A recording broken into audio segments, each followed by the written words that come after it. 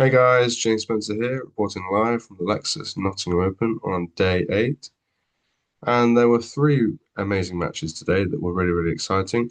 And bringing you the first one in chronological order that happened this morning, it was Dayana Yastremska of Ukraine against Poland's Magda Linette. And as far as rankings are concerned, Linette is 31 in the rankings and Yastremska 46. So not a lot between them, just 15 ranking places.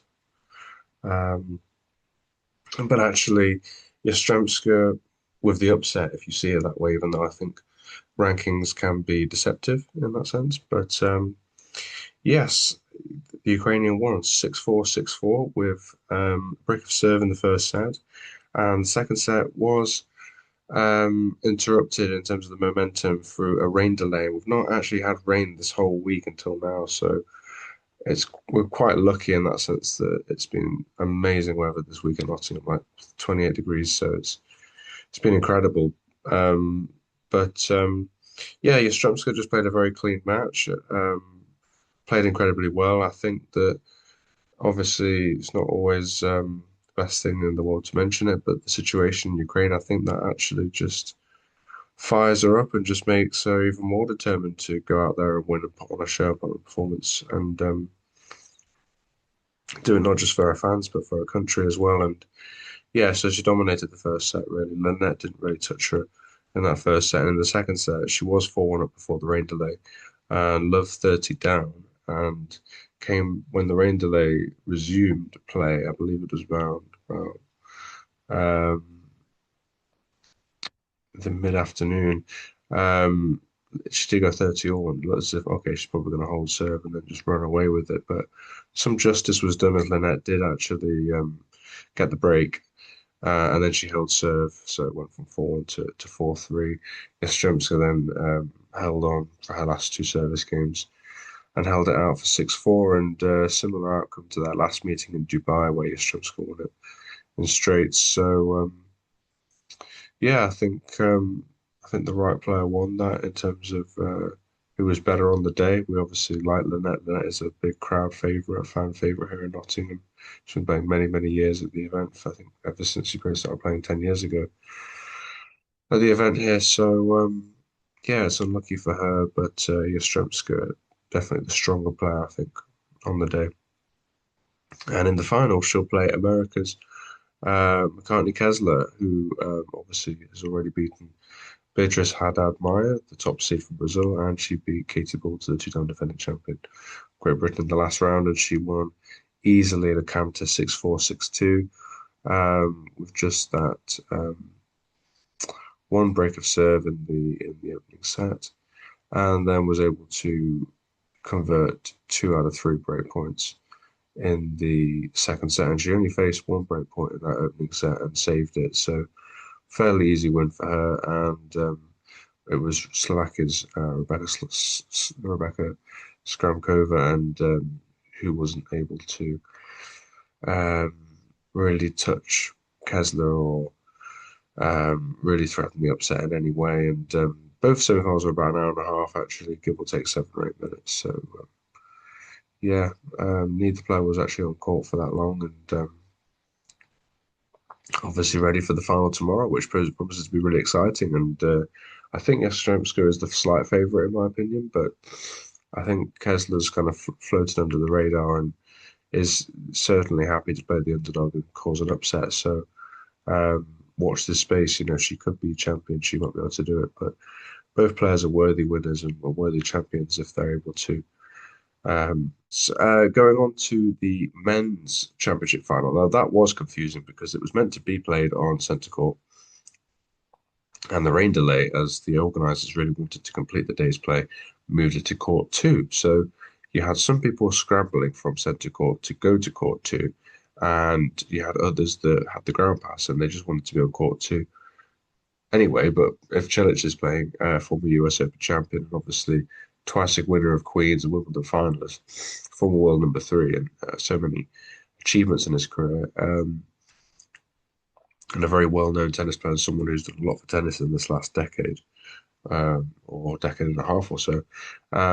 Yeah, people were certainly wanting to see him play. So as soon as shout out to Mark Foreman in security, told me, you should go over, get your seat, get there nice and on time. I was like, okay, yeah, will do. So I got there at like 10 to 5 o'clock, got there in place and position before the 5:15 start to get a good seat, and was there the entire match. And wouldn't say it was the greatest match in terms of it wasn't the greatest match in terms of entertainment, but it was certainly a very clean match from Marin Cilic. She played an amazing final, and um, he only faced one break point. He saved it.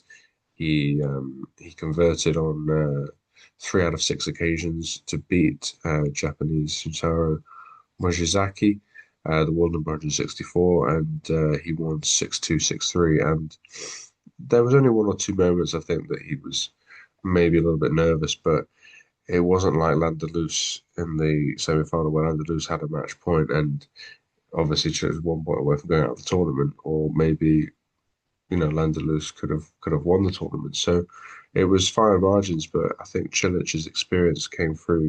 Being 36 years old, nearly 37, he's now the oldest player to win a grass court challenger event.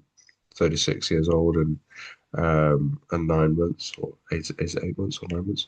Yeah, so because he's 37 in September, so it was really an incredible win, and he got 85% of his first service points.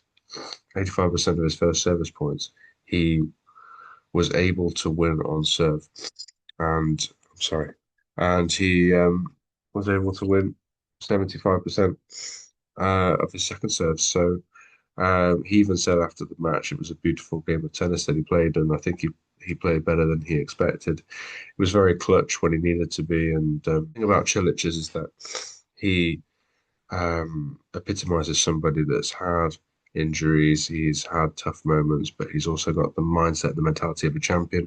And what I think is actually quite interesting is that when he did play Landelus, he did get nervous between points, and you could feel the nerves and the tension in the stadium, and how nervous he was, or how nervous it was there. And I mean, that when he's like my friend in America, shout out to Derek Lanchman, and he says when Cilic is nervous, he bounces the ball more, and that he takes that extra 4 or 5 seconds after he's bounced it 5 or 6 times. He'll then pause 3 or 4 seconds and then bounce it.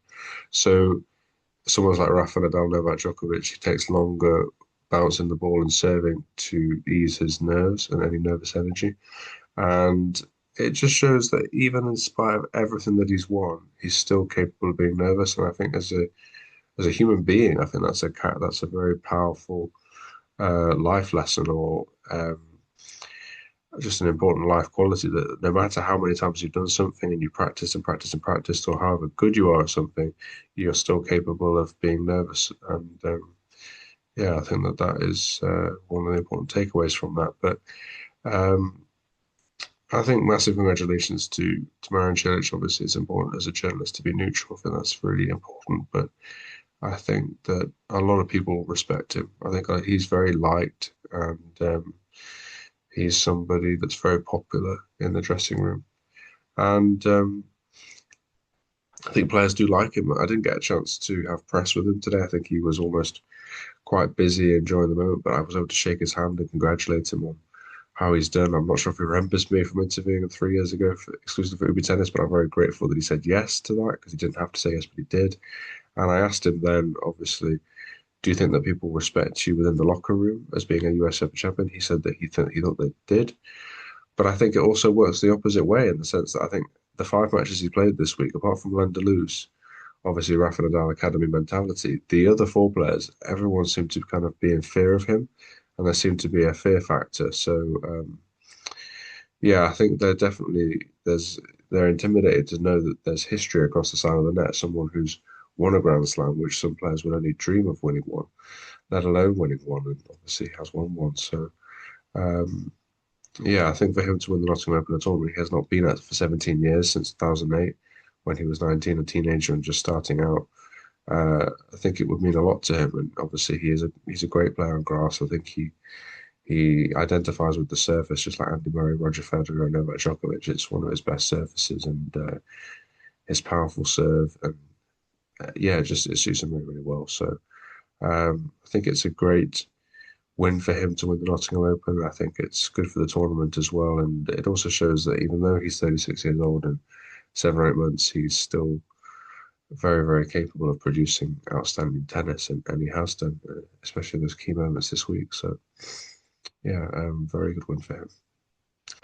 And yes, as always, guys, thank you so much for listening, and thank you so much for all your support this week. It's been tiring and draining, but we still have one more match to play, and that's the women's final tomorrow. Yastremska against Kessler. And yes, you can follow me on Instagram, JamesFed7. You can follow me on Facebook and LinkedIn, James Spencer Journalist, and you can hit me up with your views and any feedback that you've got. But of course, I love doing this, and I love talking about tennis. I love commentating about it. I love giving analysis, and I like making content for you guys. So yeah, thank you so much for listening, and have a good night. Goodbye.